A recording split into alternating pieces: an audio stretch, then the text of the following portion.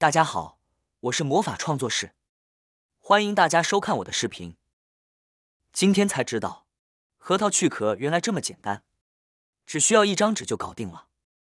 别说是大人了，连小孩包起来都毫不费力。说起核桃，大家应该都不陌生，它不仅营养价值高，价格也算适中，是一种非常常见的坚果。家里若有老人和小孩，都喜欢买上一些核桃，在家里面备用。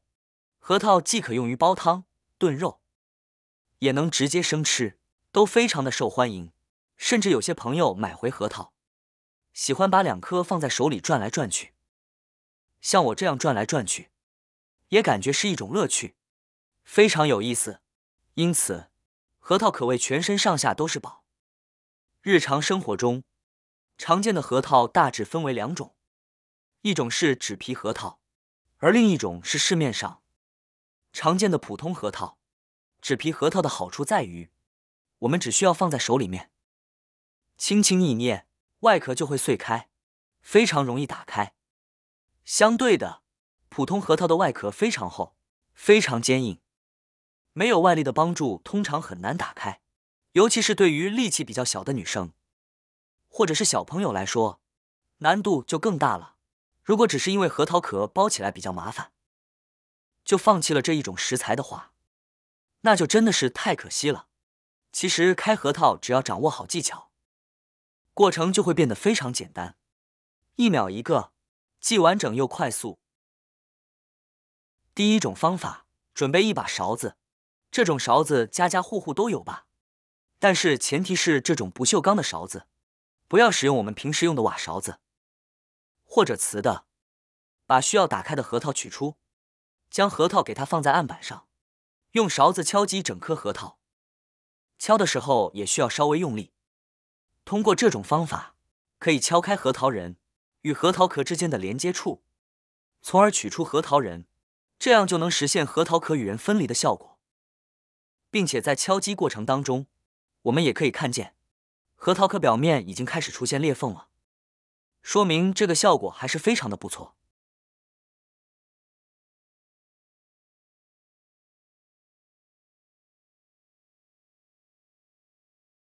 敲到这个程度后，轻轻用手把核桃壳掰开，就会变得非常容易。若还有没看清楚的朋友，我们再来演示一次，如何用勺子将一个核桃给它敲击开。用手按住核桃，再用勺子持续敲击，让核桃的各个部位都受到力道，核壳连接处就会逐渐出现缝隙，并且我们包的时候也不费吹灰之力。等把整个核桃都按这种方法敲击一遍，就完成了。核桃壳已经破开，然后再次用指甲从中间轻轻一掰，一个完整的核桃就被剥开了。因为核桃里面有分心木，所以需要把核桃完整的取出，还得费一点点力。要么我们将核桃给它掰开，要么直接把核桃仁分成2半。这里我们选择把它掰开。就算要把分成了2半，也可以看见核桃仁还是非常的完整。至于另一半的核桃仁该如何取出呢？把分心木再掰一掰就行，然后我们再把另一半核桃壳给它掰一掰，稍微用力就能分开，但是一定要注意不要将手划伤，因为核桃壳非常坚硬，这样一来我们的核桃仁就完整的取出来了。第二种方法，其实我们只需要用到一件家家户户都能见到的东西，就能轻松把核桃的外皮打开。这个东西就是我们家里开门的钥匙。我们需要找一把细长并且扁平的钥匙，取出一个核桃来观察，我们会发现核桃上面有一个小孔，向内凹着。这个小孔据说是连接核桃与汁液的通道，等核桃干了之后，这个小孔就会再往内凹。这时候我们只需拿出钥匙，把它插进核桃的小孔里，只需要轻轻的一拧。大家看，核桃很轻松的就被打开了，而且能明显发现核桃里面的果肉是完整无损的。我们可以将它的果肉直接给取出来，这样一来，我们吃到的就是新鲜又完整的核桃肉，一点都不会碎。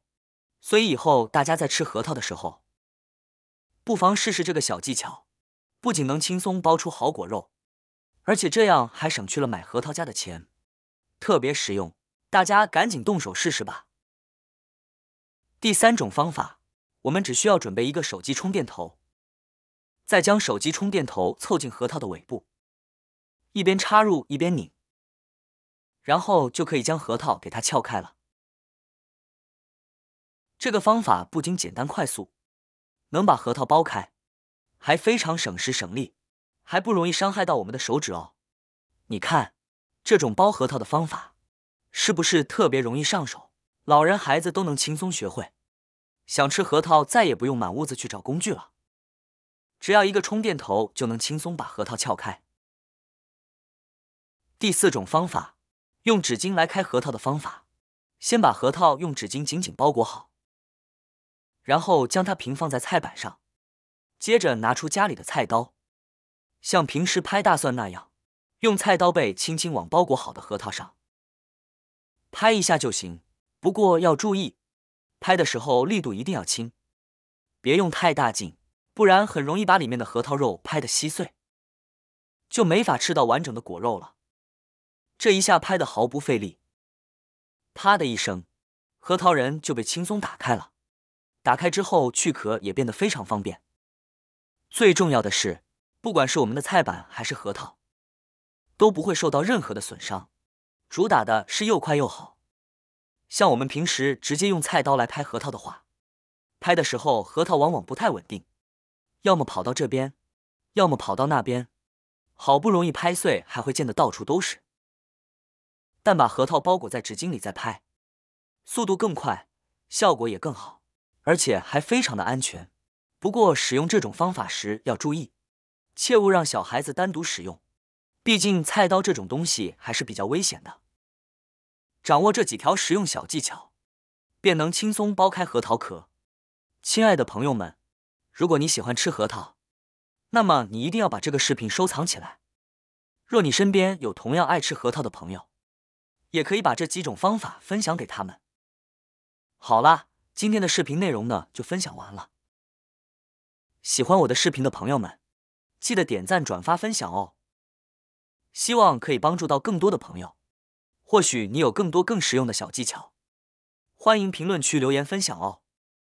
点击我的视频头像，还可以观看更多的生活技巧。每天呢都会分享不同的精彩视频，别忘了关注我哟。感谢您的支持，我们下期再见了。